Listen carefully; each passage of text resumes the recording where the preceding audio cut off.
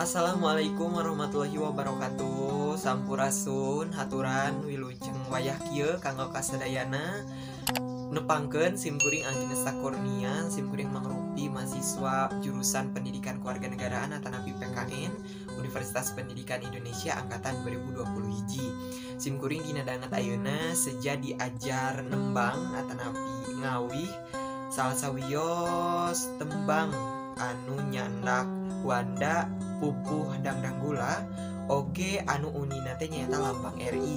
Nah dina pupuh dangdang gula lambang RI ieu teh nyaritakeun perkawis lambang Negara Kesatuan Republik Indonesia nyaeta Garuda Pancasila anu ngarepresentasikeun ciri atanapi ciciren ti bangsa Indonesia. Mangga supados teu lami teuing urang langsung bae kana pupuh dangdang gula lambang RI. Wilujeng ngadangukeun.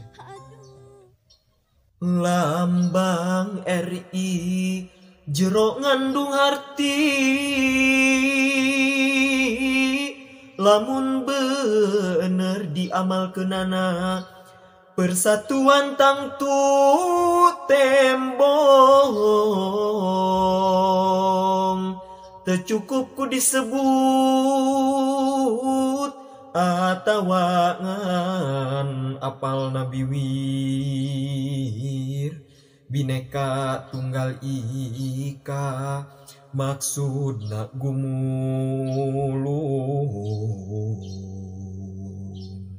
jadi silir seler bangsa beda-bedana tapi asal sagetih beda tapi saasal.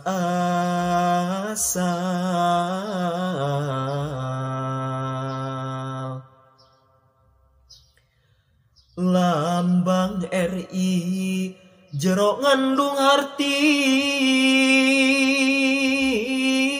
lamun bener diamalkeunana persatuan tangtu tembong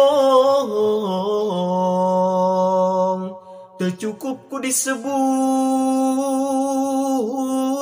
atawa ngan apal Nabi wir Bhinneka Tunggal Ika maksudna gumulung jadi seler bangsa beda-bedana tapi asal sagetih beda tapi saasal.